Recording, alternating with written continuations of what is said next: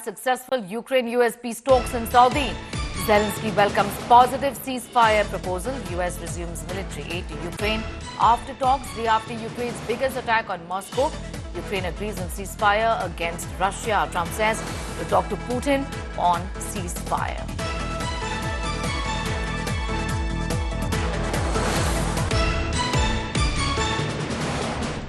Ceasefire, Ukraine, ceasefire, just agreed to a little while ago. Now we have to go to Russia and hopefully President Putin will agree to that also. But people are being killed outside of that. People are being killed in the cities as things explode throughout the cities. And we want to get that war over with. That's a total ceasefire. Ukraine has agreed to it, and hopefully Russia will agree to it. We're going to meet with them later on today and tomorrow.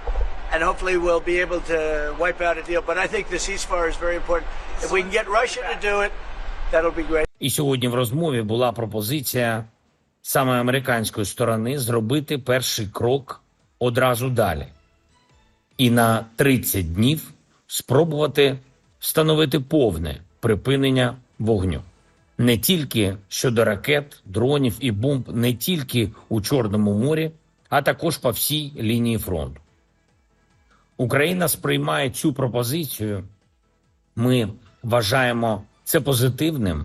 Ми готові зробити такий крок. Американська сторона розуміє наші аргументи, сприймає наші пропозиції. І я хочу подякувати президенту Трампу за конструктивність розмови наших команд. I'm going straight across to Shashank Mattu for more details on that story this morning. Shashank, take us through what is expected given that the U.S. has been in favor of talks and peace, and President Donald Trump has been emphasizing just so much on it in the last few weeks or so. Absolutely, Sneha. So what's basically been agreed between the United States and Ukraine is that there will be a 30-day military ceasefire in the land, sea and air when it comes to the conflict in Ukraine. In return for Ukraine agreeing to this ceasefire, there's going to be a resumption of U.S. military aid as well as intelligence sharing support for the Ukrainian military.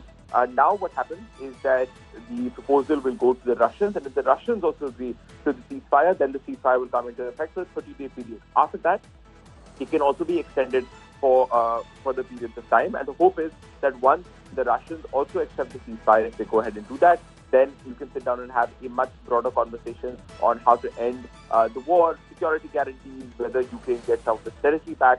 So it is a positive first step, and it seems to show that despite the fact that there was this blowout meeting between Zelensky and Trump in the White House just a week or so ago, that the U.S.-Ukraine relationship seems to have recovered somewhat. In fact, Donald Trump even saying that he would definitely invite Zelensky back to the White House sometime in the future, despite their difficult meeting. So, and you're also seeing the European nations who had initially proposed this idea of a 30-day ceasefire between the Ukrainians and the Russians. They have also welcomed this development. So, in many ways, a positive step for ending the Ukraine war.